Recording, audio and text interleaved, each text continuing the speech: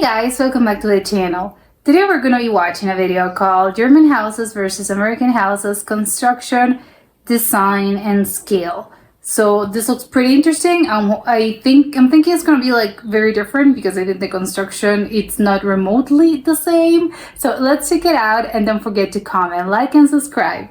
The reason why Germans tend to trend more towards multifamily housing as well as renting, it has a lot to do with not only social aspects but economic aspects as well as historical events. Hi guys, welcome back to our channel. If you're new here, my name's Ashton. I'm Jonathan. And along with our son Jack, we're the Black Forest family. So if you've been following our channel for any length of time now, you will know we bought a house. Yeah, and ever since we signed the contract documents, gosh, just about what, eight months ago? Something like that. Yeah. I mean, honestly, this whole process of being under construction on a new home has really opened our eyes to just how different the construction process is here in Germany from what we're used to in the United States. And you know, it's not just the construction processes. There are some significant differences between houses made in Germany and houses made in the United States. Yeah, down to the building materials, the HVAC, but even smaller items like interior detailing such as doors and windows and light switches. Doors? Yeah, there's a pretty significant list, I think, that make houses just intrinsically different between the two countries. And you know, that really brings up a great point. YouTube is filled with videos, and there are already some really good ones out there that explain some of these differences. You know, yeah, you're right.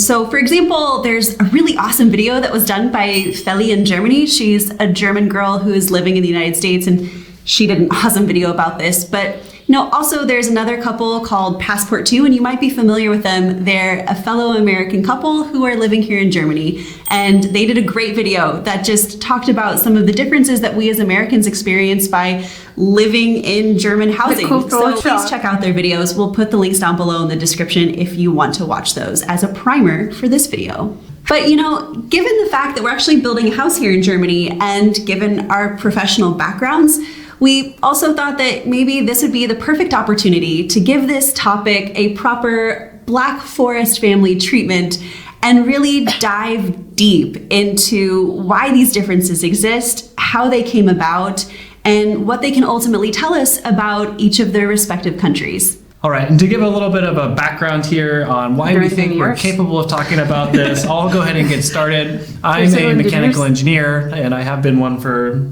the last 10 years. And I really love to learn about how things work and how they operate. Actually, I don't know what a mechanical engineer does. And I've been living in Germany since 2013. And I've lived now in 3 different apartments here in Freiburg. And so a little bit about my professional background as well. I can't officially say that I am Dr. Ashton just yet, but my PhD is actually wrapping up next week. Okay, yeah, of course, you're a PhD. But beyond that, I actually have a bachelor's of interior design as well as a master's of architectural studies, where I actually did an emphasis in architectural history. So in addition to that, I also was a university lecturer where I taught courses on construction methods, building design, architectural history, urban planning. Clearly, like, she knows what she's saying. And I also have a professional background working in architecture firms in both the United States and here in Germany.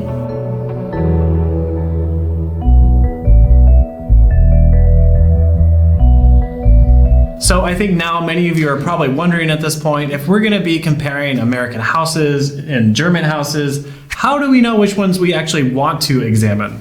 Yeah, to be fair, this is a little bit easier from the American side of things. We just, quite frankly, don't have the depth of history as our European counterparts. But you actually bring up a really good point, because when we look at German residential archetypes, there's a lot to choose from. Like I said earlier, how do we know which building we want to choose from? Now is the time for us to set up some parameters. So for starters, we're only going to be tackling modern residential construction. For us, that's basically anything that was built within the last 100 years. In addition, that's modern? We're not going to be tackling, at least in this video, the various regional archetypes of homes in both the United States and Germany. Yeah, because we know there's a big difference between a New England colonial and a California bungalow. Yeah, Of but course. despite these sort of stylistic differences, they actually still share a lot in common in terms of construction methods and construction materials, how they're built. for example. And again, guys, there is a lot to address here. We cannot get all of this into one video. This will be a series and we will get to all of the points. Yeah, so in this video, again, we're going to be talking about construction and design. But in our next video, what you can expect from us is a lengthy discussion about differences in housing costs, whether you're renting or buying, or what that means if you want to get a home loan in the United States and Germany. So if you're really interested about this topic and you want to learn more, make sure you hit that subscribe button and the notification bell to be first notified when that next video goes live. So, lass uns anfangen, and let's get started with part 1 of the series, where we specifically take a good detailed look into construction methods and design.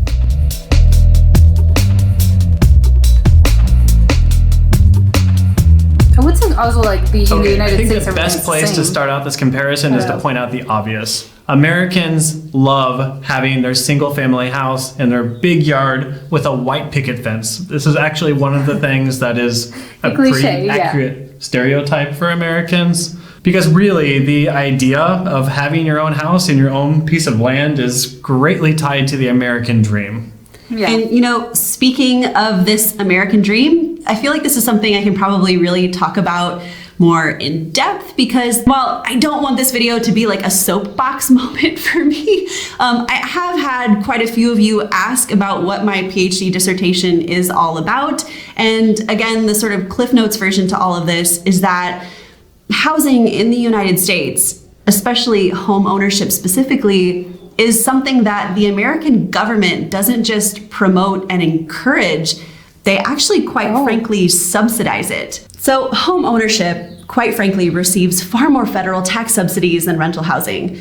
According to analysis by Novogradac and Company of home ownership and rental subsidies, including in the recent Joint Committee on Taxation report, the federal government will actually provide more than $400 billion in tax subdies for home ownership I don't know if that's over enough. a 5-year period. For rental housing, it's less than $72 billion. Guys, that's a 6-to-1 ratio. So while I don't want to like bore you to death with the topic of my PhD dissertation, if you're really that interested, it'll be published later this year. But essentially, all of this is to say that the US federal government far out subsidizes private wealthy homeowners than they do low-income families. And ultimately, that says a lot about what it means to own a home in the United States. So when we were back in the United States for Christmas last year and we were driving through the suburbs, it became absolutely apparent that single family houses were everywhere. People having their own house, their own massive yard, and multifamily houses in many areas are actually very uncommon. Yeah, I don't want to necessarily use the word reverse culture shock, but it kind of was. Kind of, Yeah. right. Yeah, of course. So, I mean, there's actually some pretty significant statistics that also back up our observation. As of October 2021, there were 208.4 million single-family dwellings in the United States. And by comparison, I don't think there that's were a only lot. 37.8 million multifamily units. And guys, when we were driving through the United States over Christmas time, we were in Kansas City and we were in Illinois, and it really just kind of seems like houses just continue to get larger. Yeah, again, I don't know if we've just been living in Germany for too long, but it does seem like things just continue to become more and more massive in the United States. But again, when we came back and we did a little bit more research on this, I guess like what we saw, it wasn't just like some weird reverse culture shock. There's actually some truth behind it. So the average single family house in the United States has overall increased in size since 2000. It reached its peak of 2,467 square feet in 2015. I'm wondering if that's because like our families like getting bigger, like people are having more children, and maybe that's why they need like you need bigger houses because you need more rooms. Although I would think it's the opposite, because I think in recent years I think it's the opposite, like people are having less kids and fewer kids, and even like no kids. So I wonder like why that is. And of course I think in comparison to Germany, I think houses are quite, they're not that big. Even if people have like big families, I don't think they like use a lot of, like, they don't really have that much space. Because I think in, like, what they say, it's true. Like in the United States, in America, like everything's bigger in Texas, but also like in the United States in general. But I don't know, that was interesting to me. Before falling just a little to 2,301 square feet in 2019. So for our German audience, that's approximately 215 to 230 square meters on average. Which is totally mind-boggling for us, That's because a the lot. house we bought here is a little more than half of that. And there are, really? of course, some reasons for this. America is very large and the land is relatively cheap. There's space for people to spread out and build their own house with their own yard with a big white picket fence. Interesting, yeah.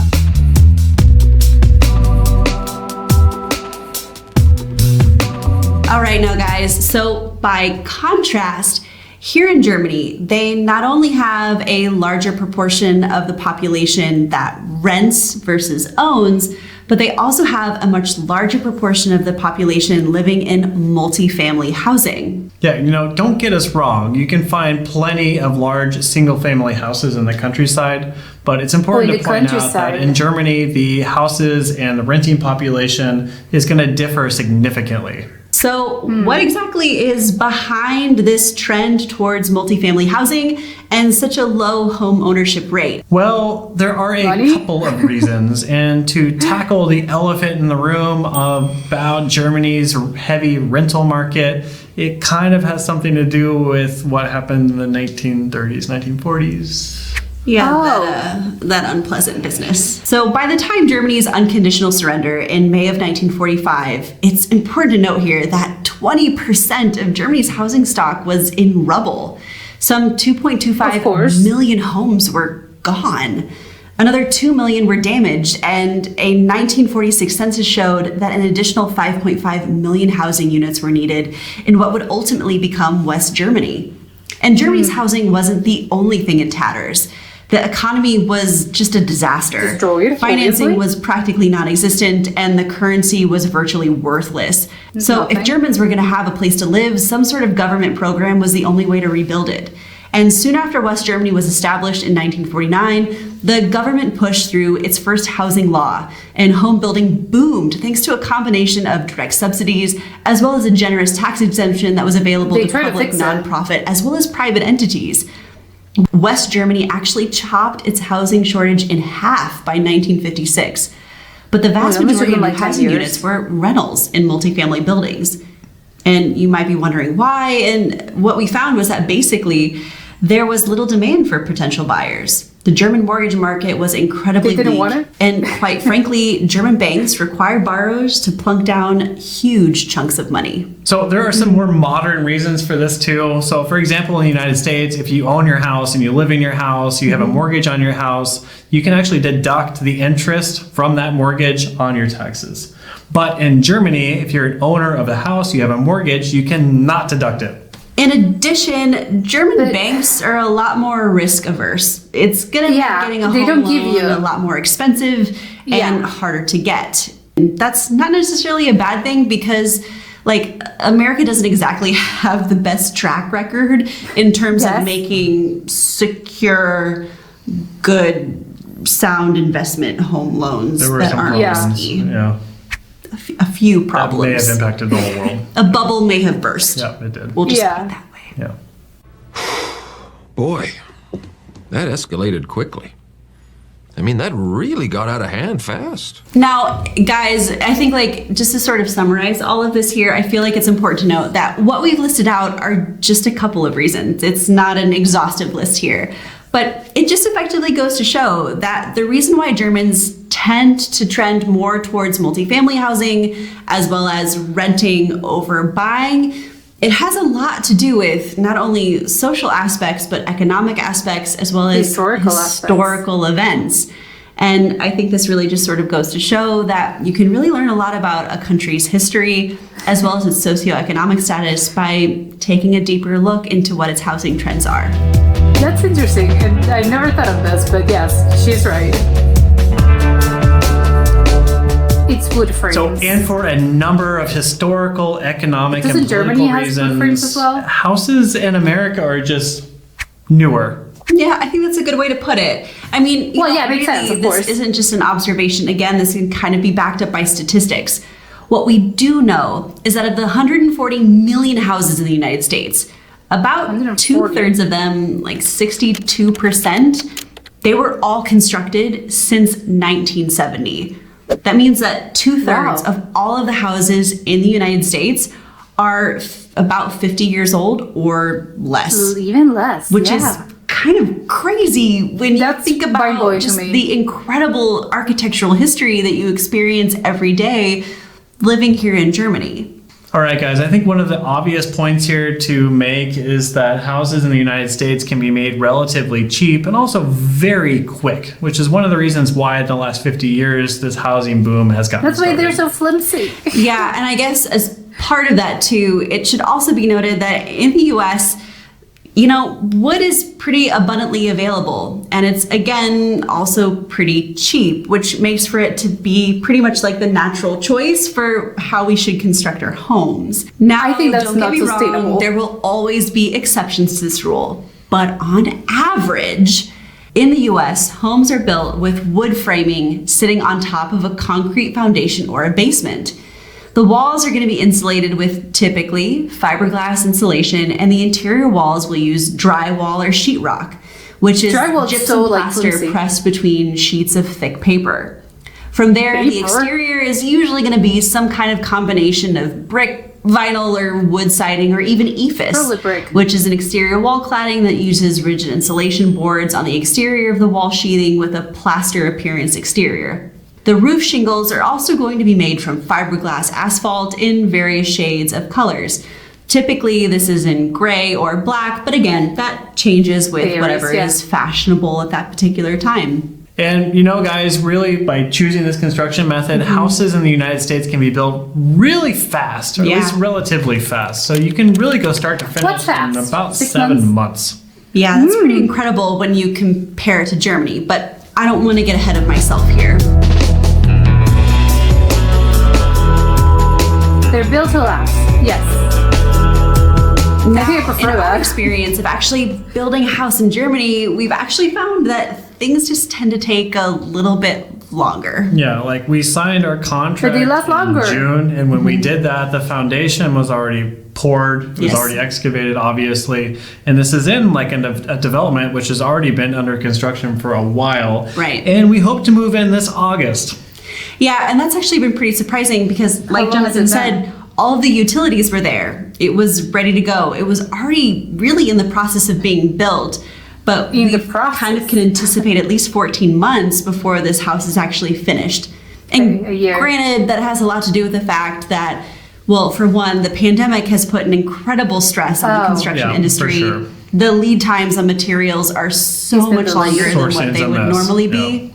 Yeah, absolutely. But on top of all that, we actually got a letter from our developer in December saying Oh, yeah. that there was a COVID outbreak on the construction site and they had to close down for basically an entire month. Yeah, there's a lot that's going to happen in the next 5 months, so we'll be sure to keep you posted. But our experience of building a house in Germany actually isn't all that abnormal. In general, we found by doing research for this video that in total and on average, in general, because there will always be exceptions here, it usually does take a little bit longer to construct a house in Germany. And part of that think has to that's do wrong. with simply the way they build their homes. So when it comes to living, Germans love solid construction, and so do we. And you know, that figure Yes. is actually backed up by the Federal Statistic Office. Yeah.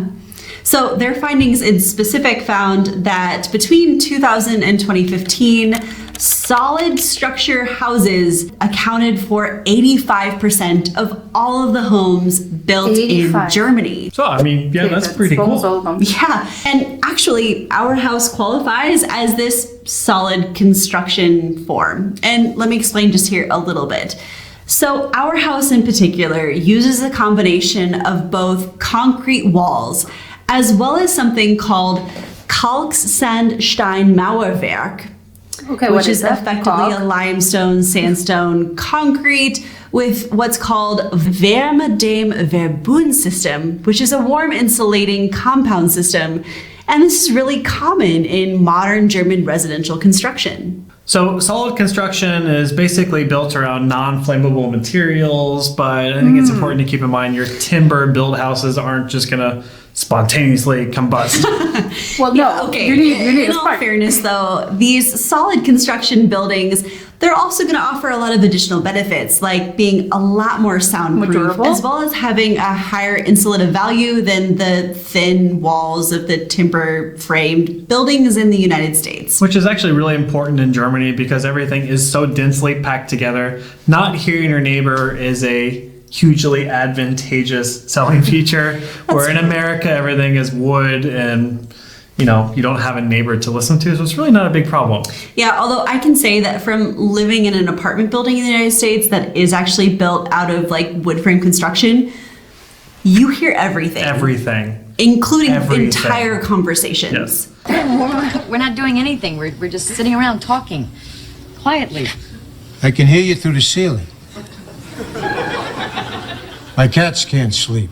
But, to be balanced and fair, I feel like we also shouldn't necessarily just sing the praises of German construction because there are naturally going to be some trade-offs here. So I think at least it's good that we at least mention them. So, for example, any future changes to the thought it was home a spider. are probably going to be a lot more costly and more time-consuming with a house that is solid construction. In Well, addition, yes. the primary energy consumption and the CO2 emissions in the production of the raw materials are significantly higher than with timber structures.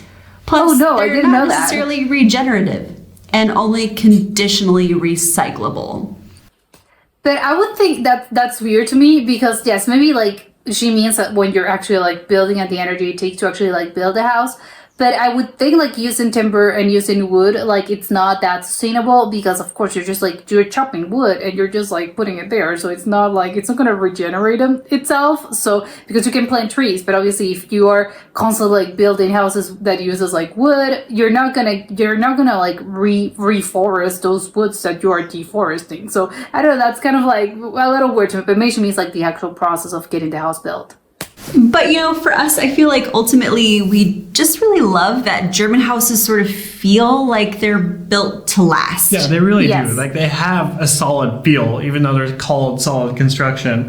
And I think it's really kind of pointed to the fact that Germans typically will do things properly. And of course, there are really some wonderful home developers in the United States, course. so we don't want to just overgeneralize here, but it does Yeah, feel a of little bit course. like American construction tends to be like slap and dash sort of approach, but here in Germany, it's also really quite telling, I think, that solid construction residential homes, they actually tend to be sold for a higher value than their prefab counterparts. So it's not really just an But do observation, they it's actually sell them actually there? worth something in the end.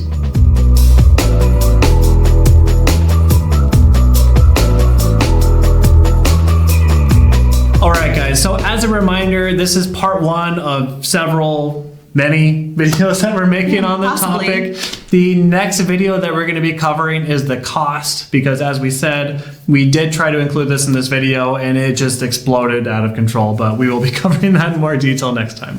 And in addition to that, guys, if there's something really specific that you want to learn more about, whether that has to do with renting or buying or the design or the interior fittings, or there are so many different ways that we could take this topic, and we'd love to hear from you. What would you like to see in future episodes relating specifically to housing and residential structures in both the United States and Germany? Because we want to cover all of it. Yeah, so please let us know down in the comment section below. And as always, if you've enjoyed today's video, we would love it if you hit that thumbs up button. And to follow more of the Black Forest family content, hit that subscribe button. So until next time, Bis bald. cheers! So in total, Professional. God damn. huge. It's huge. Huge. It's a tradition. It's a tradition, Martin. Yeah, what? Okay. Modern 100 years. Yeah. Well, it depends. Modern is a relative term. Yeah. Some people say modern is anything since Queen Victoria in the Victorian period, if you really want to get technical with it. But yeah, Maybe really old people would say that. it depends. There's like the industrial age, so anything post-industrial revolution. It's a whole. Well, yeah, great both points sides, actually. attention. No, yeah, I totally understand what you mean. So, until next time, cheers. Oh, sorry. Okay, so until next time.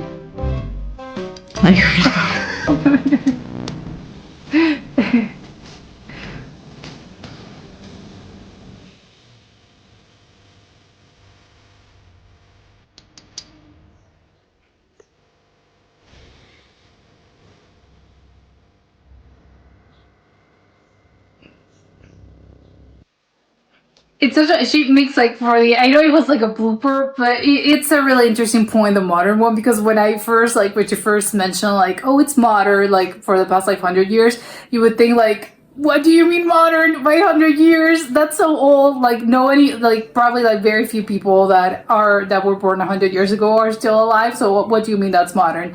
But I understand it's a relative term, because the ones you explained it is like, oh, yeah, of course, you know, if you think about it like a relative term, as in, like, an historical timeline of events that have happened like in the world, it's like, of course it's modern. If you compare like the Industrial Revolution or even like the Victorian period, it's like, yes, especially like I think the Industrial Revolution, I think, changed a lot of things. So it's like, yeah, around like the 1850s, 1860s. So it is like, yes, of course it's old compared to like people. Like, of course you're not going to find anyone alive that was alive back then.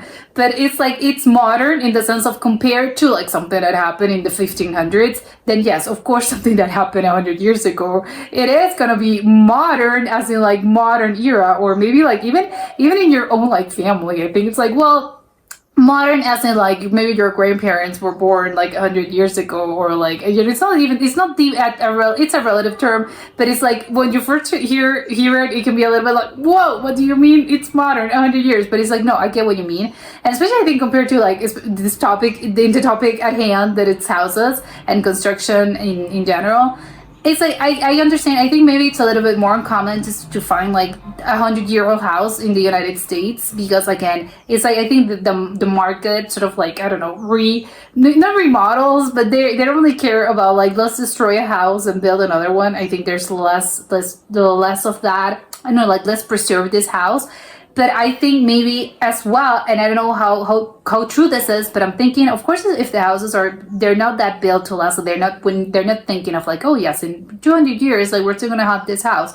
So they don't really care about durability. So of course, like, you're not gonna be able to find such older houses. I'm not saying that there are no older houses, because yes, of course there are, you know, houses that are over 100 years old, but it's not the common of like in the whole country. And I think you can just find older houses in like very specific areas and very specific states, and not even states. I think it's just more like regular, like in certain areas of certain like places in certain cities, especially like the historical parts, and especially like from maybe like in New England. But I don't think you can find, for instance, like older houses. Not that there aren't. There's just like few of them in the West Coast. And not even that, but I think, of course, like in the suburbia, which is like the suburban sprawl that is just composes of like maybe like over like 60% of the American like house market, you're not going to be able to find like older houses from, like she said, like mostly it's going to be like around the 1960s. I think probably the older ones are going to be around the 1960s, because they're like mid-century modern. And again, those are probably not the commonality, because again, most suburban houses were built either like very recently, even up to like the 2000s, because again, they don't really care about just like destroy that one and you know, build another one. But I think it's like, I'm with them. I really like the durability of houses. I don't think houses should be disposable. I think that in the United States, more people, I don't know if I'm gonna say like most people, but I don't know, maybe I'm being like totally wrong about this. But I think that people, again, don't really care about like their houses being built. You know, they don't really care about like solid constructions. I say, oh, my house is gonna be here in the next 50 years, it's gonna be still standing. They don't really care that much about that, and I'm not of that state of mind. I'm like, no, I'm with the German sort of like mindset of like things should be built to last. In general, I think most things like that's the way to go, and especially houses. Like houses especially, I think, are one of those things that should absolutely be made to last, because again, it's a house. Like, what would you waste like that many resources into something that's going to get torn apart in the next like 10 or 15 years? Like, houses should be built to last a very long time, at least 50 years, and maybe even then I'm being a little bit like, I'm underselling it. Like, I think they should obviously, like, they should be like, you know, they should last for like 100 years. Like, that should be sort of like the norm. I would love to see like the statistics in Germany, like how like the common house, like again, it's just an average, but like the statistics of like the American German house and the German home, like how old is it? Is it like a very old house, as in like again, or modern house, as in it was built in the last 100 years, or is it older? I would love to know that. And I think like they obviously said like regionally, like I think there are some differences, especially I think with it when it comes to like concrete and using like cement and concrete and the wooden frames. There are, I think, some historical like German houses, and probably in some districts that in which like those wooden frames are more common. And especially, I think, again, older houses are probably going to be built with wood, and were built with wood, because obviously back in the day they didn't really had concrete, so of course they're going to be built like that. And I think again, so even it's just like historically, maybe in this region in particular, in this city in particular, they still, you know, have those older, like it's an historical thing, and they still do like those wooden cabins. And but again, it's more like in some spaces in some cities in specific, and it's not just like the common out of like in the whole country. I think I would love to see like, actually they're talking about just like houses, actually like a house, but I would love to know like the like how buildings like work, because I think apartment buildings are very common. I would think, I don't know how common actually they are in Germany. I think maybe most people actually do live in buildings. I don't know. I think it's again, I would love the comparison, because I think probably in the United States, I think it's different. Most people do live in houses, and probably like fewer people live in apartments, because they're probably more common in like bigger cities. But again, like I don't think that many people live in those cities, and I think most people live in the suburbs. And I would love to know in Germany, how does it compare? Do most people actually live in buildings, or do they live in houses, in actual like, you know, houses in general? I think maybe in like maybe very old cities, and very like when you're near in downtown, like it's more common to live in a building, in even a very old building. And maybe if you go to like the countryside, it's the same, and it's like it's gonna be houses and not buildings. I don't know, but I would love to know that. I think it's kind of like funny, the whole like rental situation, and the actual like owning. You know, that could be as a topic that I think could be up for debate, and you can debate this quite a bit. And I think it's going to be depending on so many, like it's going to depend on so many different things. Like it's going to depend on the country that you're, you know, buying or renting, you're thinking about buying. It's going to depend on like yourself, and I don't know, your salary. Like it depends on so many different things. I think there's advantages and disadvantages for both of them. I think it's actually, I think at the end of the day, it's a thing about like what you can afford, and what you actually, you know, what goes along with like your lifestyle. If you're someone that loves to move, and you're thinking, oh, I don't really care about, you know, leaving my job and moving out of a city in like in the next like 5 years or 10 years. You're not going to want to buy, because it's going to be a hassle if I have to like move this house, and I have to move houses, and I have to like sell it. You're going to prefer to rent. But if you're one of those people that have like the mindset of like, no, I'm going to stay here and I'm going to settle here, of course you would want to own a house if the opportunity arises, because I know that again, that's where the economical part comes through. And like she said, in the United States, like I think it's easier to get loans to buy houses. And that's why more people, I would maybe say, like actually own their houses, or are in the process of owning their houses, because I think until like the mortgage is paid and you haven't paid what you owe to the bank, that house is not yours. And I think in Germany, it's like it's more people actually rent, because again, she mentioned it, and I was thinking, yes, I think in the United States, I think it's easier to get those loans. In Germany, it's a little bit harder to actually get them. So that's why a lot of people actually rent their houses, or rent their apartments, rent their house, whatever it is, the structure in which they live in. And I find that quite interesting, because I hadn't really thought of it. I thought it was maybe like, I don't know, is it like a cultural thing that people don't really care about like owning their house? But I think that something that a very interesting point that she made is that how the German I mean, that how the USA has this whole like the American dream, and the American dream is like, oh, I'm gonna own a house, and that's part of it. That's it all. Like you want to own a house, you want to own a car. It's more about like the whole, you know, it ties up with that, and it's a cultural thing because it's like the dream of like, oh, most people's dreams is like, I want to own a house. And I don't really know if that's the case with Germany culturally as the country. Like I don't know if how many people actually have that dream of like, oh, hopefully I will get to own a house one day. I don't know how common it is. I don't think it's that common. Which I find that in the United States, that's definitely a lot of people's like dreams or like long-term goals, because they don't want to keep renting their house. It's like, I think it's a thing about like, well, I'm a homeowner, and of course that entails, you know, it's not like you would maybe think, oh, that's it, because I think renting again is like it is advantages and disadvantages. Like on one hand, you're not constantly thinking, oh, how am I gonna pay my rent like this month, or you know the rent keeps going up, and how am I gonna keep like paying this? Am I gonna have to move? Like it's a hassle, of course, and it's gonna be like something constant in your mind if you're renting, or if you're leased, like your lease is up and maybe you have to get like a new apartment, you have to get a new house. Like it's a whole thing. I don't know if Germany has those sort of like rent related issues, because I don't know enough about like how the housing market is. So I don't really know if that's the case, but I know that in the United States that's definitely the case when you're renting. Again, I don't know if Germany is the same. But on the one hand, like you would say, oh my God, this is such a hassle, I want to own a house. But it's like, yes, but owning a house comes with like a whole new, like different set of like of challenges, and not even just like, oh, I have to pay my mortgage and I'm going to pay it in the next like 15 years, 20 years, however it is that it's not going to happen like overnight, and you're still going to have to pay. You're not going to be paying rent, but you still have to pay the mortgage.